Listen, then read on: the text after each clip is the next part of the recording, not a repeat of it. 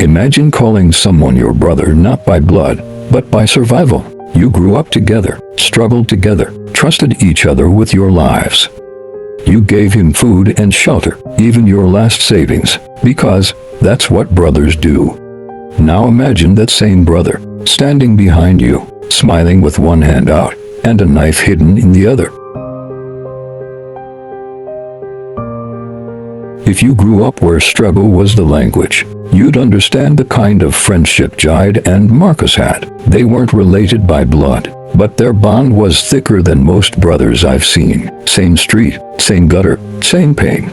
They were those boys you'd always see together, barefoot, dusty, laughing at nothing, dreaming of everything. If Jide had one piece of bread, he split it. If Marcus had one slipper, they shared it. That was how deep it ran.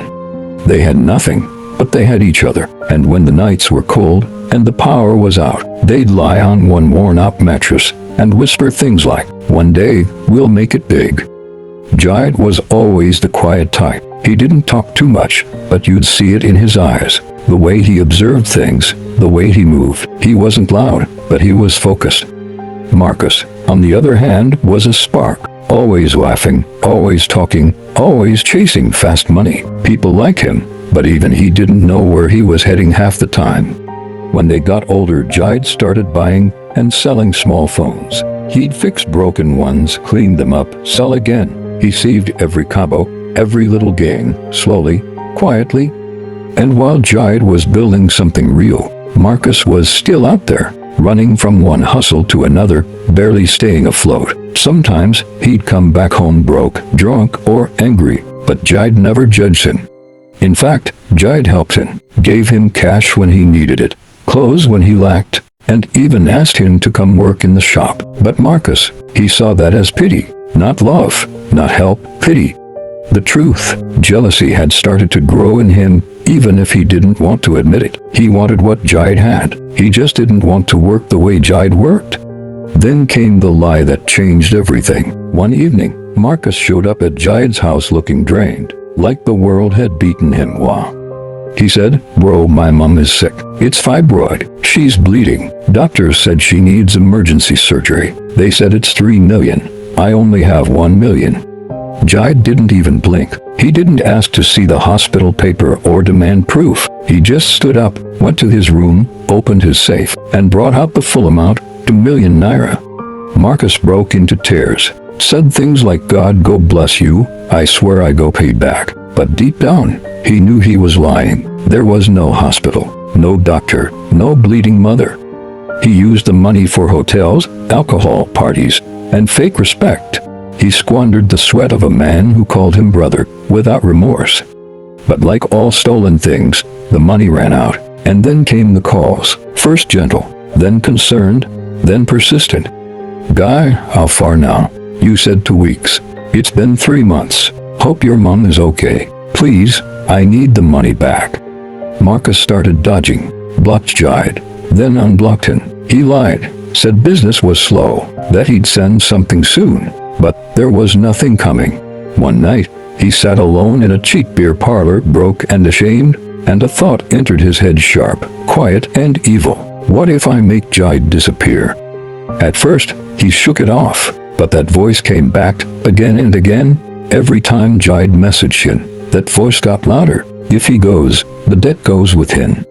He called Chuka. Chuka wasn't just some street boy. He was the kind of man who did dirty things for a price. He'd roughed people up, some never came back. Marcus didn't have money, but he had a stolen phone and laptop from Jide's shop. That was his payment. His betrayal was complete. The plan was simple. Marcus would lure Jide to a quiet place. Chuka and one other boy would do the rest.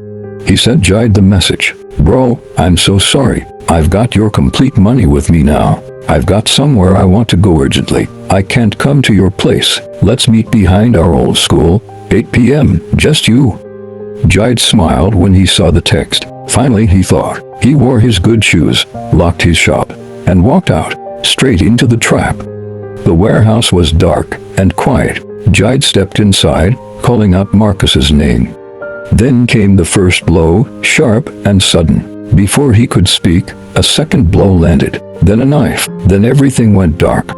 As he bled, his last word was simple, broken, and full of disbelief. "Marcus." But evil never hides forever. A homeless man nearby had seen shadows, heard sounds, and called the local vigilantes. By the time the police arrived, Jide was gone, but the killers hadn't gone far. Chuko was caught first. Then he sang like a bird. They traced everything, the stolen gadgets, the message, the payment, and 2 days later, Marcus was dragged out of a friend's room, crying like a child. At the trial, Jide's mother fainted when they read the evidence. The same boy she used to feed was the one who killed her son. Marcus tried to act remorseful while on trial, but everyone knew he was only sorry because he just got caught. The judge sentenced him to life, but honestly, prison is nothing compared to what guilt does to a man's spirit. Jide was buried quietly. No press, no ceremony, just pain and unanswered prayers. His shop was reopened weeks later by his cousin. They renamed it Jide's Corner to keep his name alive. And on the same wall Jide and Marcus used to play beside, someone wrote in charcoal. He gave his brother his hand. The brother brought a knife. Now Marcus sits in a prison cell silent. No visitors, no noise, just his memories eating him alive. Every night, he dreams of when things were still pure, when all they had was one piece of corn, one worn-out mattress, and one dream.